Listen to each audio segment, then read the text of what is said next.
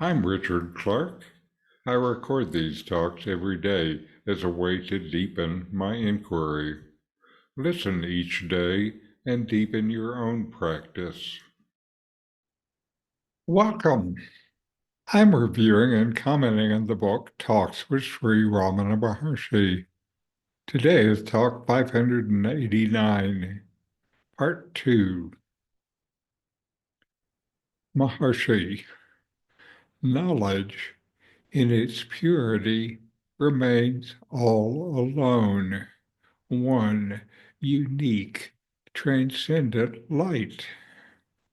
Questioner, well, should we be imagining it in our meditation? Maharshi, why imagine? We can think of another only if we are independent of it, whereas here we cannot remain independent of this pure knowledge. Rather, only it is. How can it be imagined to be so and so and such and such? Questioner, how are we to proceed? Maharshi, only get rid of the non-self. In this dialogue, the questioner asked Sri Ramana Maharshi how one should approach the concept of knowledge in its purity, which Maharshi describes as the one, unique, and transcendent light. The questioner wonders if such knowledge should be imagined during meditation. Maharshi's response highlights the profound nature of this knowledge and its inseparability from our very existence. When Ramana says, why imagine? He points to the error in trying to conceive of pure knowledge as an object of thought. Imagination requires the presence of a subject, the thinker, and an object, what is imagined. Pure knowledge, however, is not an object that can be conceived or described.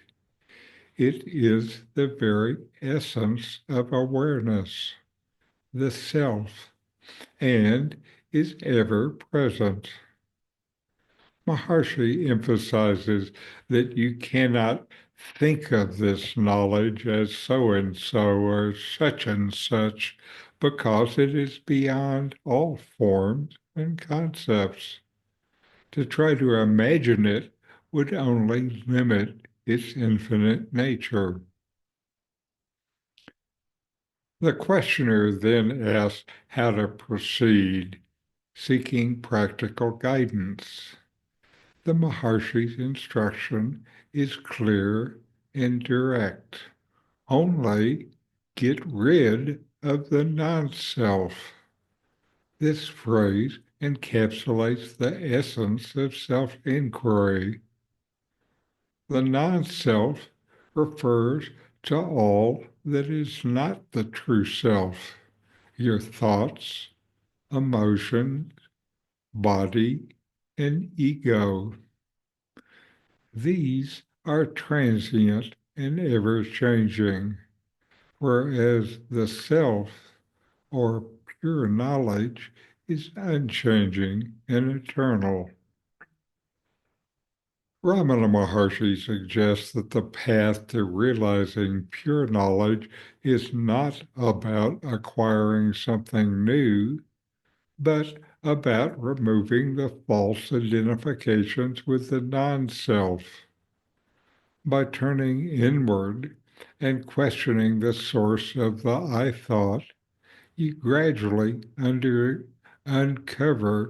that the true I is not the ego or mind, but the self, pure, undivided awareness. This dialogue underscores that the self is not something separate from you that needs to be attained. It is what you already are. The task is to see through the illusion of separateness created by the mind. When the non-self is discarded, what remains is the self, shining as the transcendent light of pure knowledge. This realization brings an end to the search and reveals that there is nothing to imagine, for only the self is real, and it is ever present. So know yourselves and be always free and at peace. In 40 Verses on Reality, Ramana Maharshi explains the nature of the self, the ultimate reality, and self-inquiry. My new book, with my comments and inquiry questions, opens these teachings up and brings them into your practice and experience. Available now from Amazon. Link in the video description. These videos bring Ramana's teachings into your direct experience. Click subscribe to see more. Click thumbs up to like, and send questions and start a dialogue with a comment.